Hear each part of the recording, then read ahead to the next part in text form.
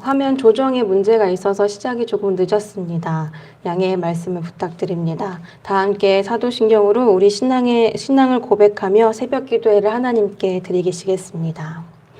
전능하사 천지를 만드신 하나님 아버지를 내가 믿사오며 그 외아들 우리 주 예수 그리스도를 믿사오니 이는 성령으로 잉태하사 동정녀 마리아에게 나시고 본디오 빌라도에게 고난을 받으사 십자가에 못 박혀 죽으시고 장사한 지 사흘 만에 죽은 자 가운데서 다시 살아나시며 하늘에 오르사 전능하신 하나님 우편에 앉아 계시다가 저리로서 산 자와 죽은 자를 심판하러 오시리라. 성령을 믿사오며 거룩한 공회와 성도가 서로 교통하는 것과 죄를 사하여 주시는 것과 몸이 다시 사는 것과 영원히 사는 것을 믿사옵나이다. 아멘. 찬송가 213장을 찬송합니다.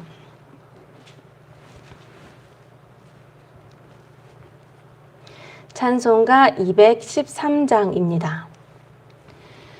나의 생명 드리니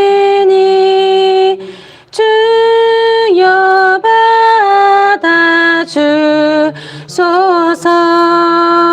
세상 살아갈 동안 찬송하게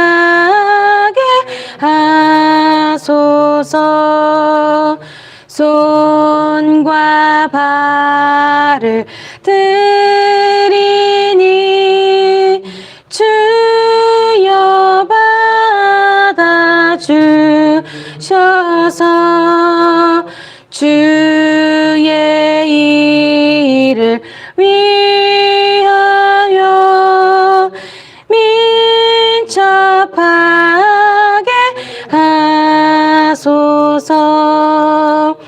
나의 음성 드리니 주여 받아주셔서 주의 진리 말씀만 전파하게 하소서. 나의 보화 드리니 주여 받아주셔서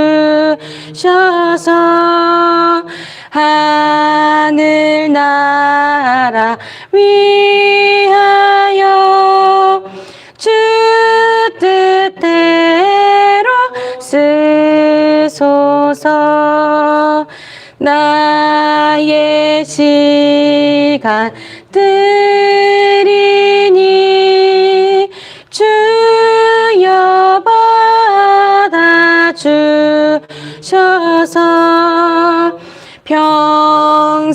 평생토록 주 위해 봉사하게 하소서. 아멘. 아멘. 오늘 우리에게 주시는 하나님의 말씀은 창세기 47장 13절부터 26절입니다.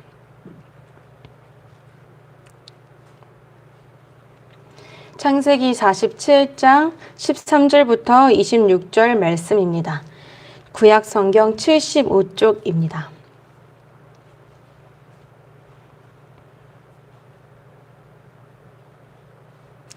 구약 성경 75쪽 창세기 47장 13절부터 26절 말씀을 다 같이 교독하시고 마지막 절은 함께 읽습니다. 기근이 더욱 심하여 사방에 먹을 것이 없고 애굽 땅과 가나안 땅이 기근으로 황폐하니 요셉이 곡식을 팔아 애굽 땅과 가나안 땅에 있는 돈을 모두 거두어들이고 그 돈을 바로의 궁으로 가져가니 애굽 땅과 가나안 땅에 돈이 떨어진지라. 애굽 백성이 다 요셉에게 와서 이르되 돈이 떨어졌사오니 우리에게 먹을 거리를 주소서. 어찌 주 앞에서 죽으리이까. 요셉이 이르되 너희의 가축을 내라. 돈이 떨어졌은즉 내가 너희의 가축과 바꾸어 주리라. 그들이 그들의 가축을 요셉에게 끌어오는지라. 요셉이 그 말과 양떼와 소떼와 나귀를 받고 그들에게 먹을 것을 주되 곧 그 모든 가축과 바꾸어서 그 해 동안에 먹을 것을 그들에게 주니라. 그가 다 가고 새해가 되니 우리가 요셉에게 와서 그에게 말하되 우리가 주께 숨기지 아니하나이다. 우리의 돈이 다하였고 우리의 가축대가 주께로 돌아가니 주께 될 것이 아무것도 남지 아니하고 우리의 몸과 토지뿐이라. 우리가 어찌 우리의 토지와 함께 주의 목전에 죽으리이까. 우리 몸과 우리 토지를 먹을 것을 주고 사소서. 우리가 토지와 함께 바로의 종이 되리니 우리에게 종자를 주시면 우리가 살고 죽지 아니하며 토지도 황폐하게 되지 아니하리이다. 그러므로 요셉이 애굽의 모든 토지를 다 사서 바로에게 바치니 애굽의 모든 사람들이 기근에 시달려 각기 토지를 팔았습니다. 땅이 바로의 소유가 되니라. 요셉이 애굽 땅 이 끝에서 저 끝까지의 백성을 성읍들에 옮겼으나 제사장들의 토지는 사지 아니하였으니 제사장들은 바로에게서 노를 받습니다. 바로가 주는 노를 먹음으로 그들이 토지를 팔지 않았으니라. 요셉이 백성에게 이르되 오늘 내가 바로를 위하여 너희 몸과 너희 토지를 샀노라. 여기 종자가 있으니 너희는 그 땅에 뿌리라. 7주의 5분의 1을 바로에게 수납하고 5분의 4는 너희가 가져서 토지의 종자로도 삼고 너희의 양식으로도 삼고 너희 가족과 어린아이의 양식으로도 삼으라. 그들이 이르되 주께서 우리를 살리셨사오니 우리가 주께 은혜를 입고 바로의 종이 되겠나이다. 요셉이 애굽 토지법을 세우매 그 5분의 1이 바로에게 상납되나 제사장의 토지는 바로의 소유가 되지 아니하여 오늘날까지 이르니라. 아멘. 오늘 본문 말씀의 배경은 요셉이 이전에 바로 왕의 꿈을 해몽한 대로 7년간 풍년이 지속되다가 그 풍년의 기쁨을 완전히 잊어버릴 만큼 극심한 기근이 지속되던 상황입니다. 다행히 왕실에는 요셉의 지혜로 넉넉한 양식이 있는 상태였는데요. 이 지속된 기근의 백성들은 도저히 자급자족할 수 없는 상황이 되었습니다. 이에 백성들은 나라에 저장되어 있는 양식들을 값을 지불하며 사 먹기 시작합니다. 그런데 오늘 말씀을 읽다 보면 너무하다라는 생각이 들기도 합니다. 백성이 어려울 때 나라가 가진 것을 풀어주는 것이 당연하다 여겨지는데 이걸 값을 받고 팔고 있으니까 말입니다. 그래도 양식을 살 수 있다는 것이 다행이라고 느꼈던 걸까요? 그러나 안심하기도 잠시 양식을 사는데 가진 돈을 다 썼음에도 이 기근이 끝나질 않았습니다. 이에 애굽인들은 자신들이 소유한 가축과 양식을 거래했고 그래도 기근이 끝나지 않자 이제는 그들이 가진 토지와 심지어 그들 자신까지도 종이 되는 값으로 양식을 사는 그런 지경에 이르렀습니다. 결국 양식으로 온 나라의 돈과 가축과 토지, 백성들 그 자신들까지도 다 바로 왕의 소유가 된 것입니다. 이런 요셉의 방식은 과한 것처럼 보입니다. 모두의 소유를 취했을 뿐 아니라 모두의 삶까지도 취해갔으니 말입니다. 그러나 반전이 일어납니다. 23절입니다. 요셉이 백성에게 이르되 오늘 내가 바로를 위하여 너희 몸과 너희 토지를 샀노라. 여기 종자가 있으니 너희는 그 땅에 뿌리라. 모든 것을 바쳤기 때문에 이제는 남은 것이 없고 오직 비참한 삶만 남았다라고 생각했는데 백성의 모든 소유권을 얻은 요셉이 백성들의 거처를 양식이 풍성한 성읍으로 옮기고 그곳에 토지와 종자를 나눠준 겁니다. 기근으로 가축도 소용없고 토지도 속수무책이었는데 모든 것을 내니까 오히려 기근으로 형편이 불안해도 아주 엎드러지지 않을 수 있는 안전한 보장을 얻을 수 있게 된 겁니다.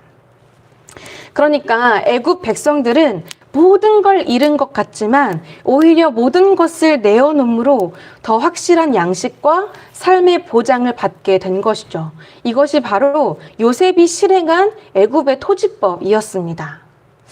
그런데 창세기 41장 32절을 보면 이 바로 왕의 꿈을 해석하면서 요셉이 말하기를 왕이 같은 일을 예고하는 서로 다른 두 개의 꿈을 꾼 것은 하나님이 이 일을 정하셨기 때문이다 라고 말합니다. 이 일에 있어서 분명한 하나님의 뜻이 있다는 것이죠. 그런데 하나님의 뜻이 있는 이 일에 요셉이 지혜자로 부름을 받아 총리가 된 거고요. 하나님의 뜻에 요셉이 오늘 본문과 같은 해결법을 주도했다면 분명 애굽의 토지법에 하나님의 뜻이 담겨 있지 않을까 하는 생각이 들었습니다.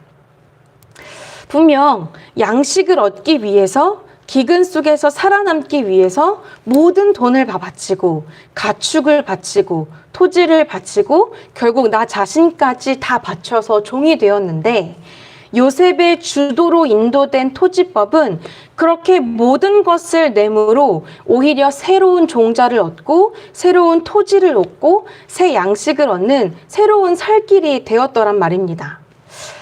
자칫 이 말씀이 마치 모든 재산을 내어놓고 모든 권리를 포기하고 하나님께 다 바치라 라는 이야기처럼 들려서 불편함과 어쩌면 불안함과 두려움을 느낄지도 모르겠습니다.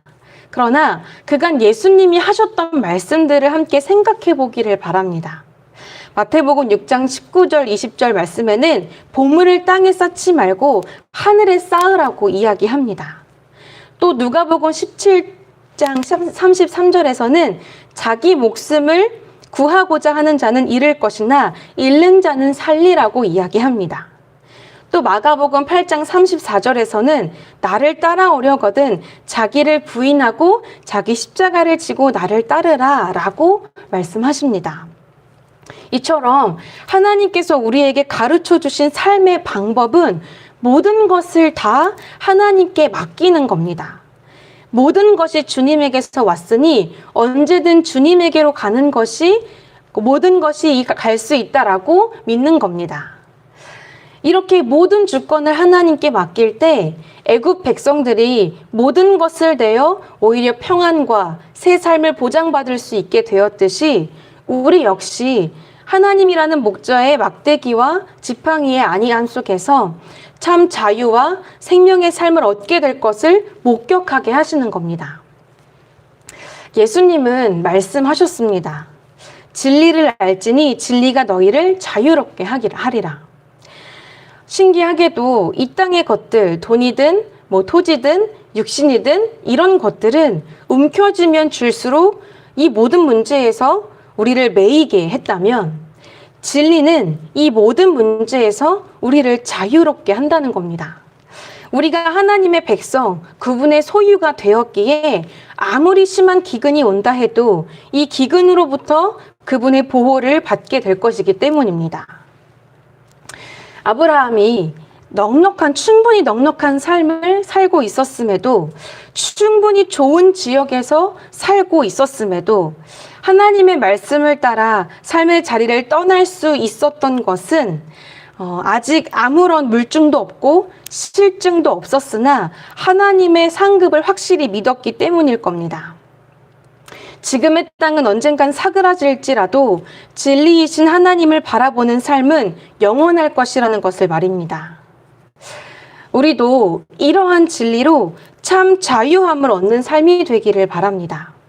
어떤 토지법보다도 하나님의 다스림 안에 모든 것을 맡기는 이 하늘의 토지법을 따라 사는 우리가 되기를 바랍니다.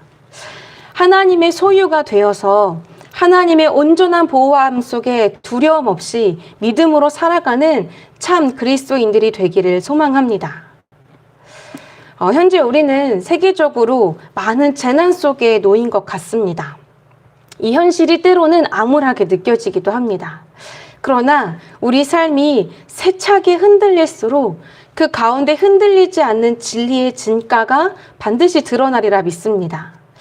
우리를 진실로 사랑하시는 하나님은 우리에게 그 진가를 알아볼 수 있는 눈을 허락하셨습니다. 우리 함께 하나님을 신뢰함으로 흔들리며 사그라질 것들로 두려워하지 않고 이 진리의 길을 담대히 걸어갈 수 있기를 축복합니다. 말씀을 기도로 마치겠습니다.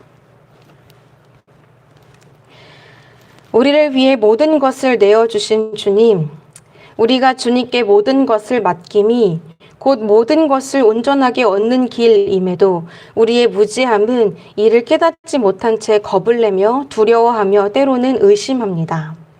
주님, 이런 우리를 불쌍히 여겨주시고 끝내 하나님의 백성으로 사는 기쁨을 깨달을 수 있도록 인도해 주시옵소서. 주님, 혼란한 시기 우리에게도 요셉과 같은 지혜가 필요합니다.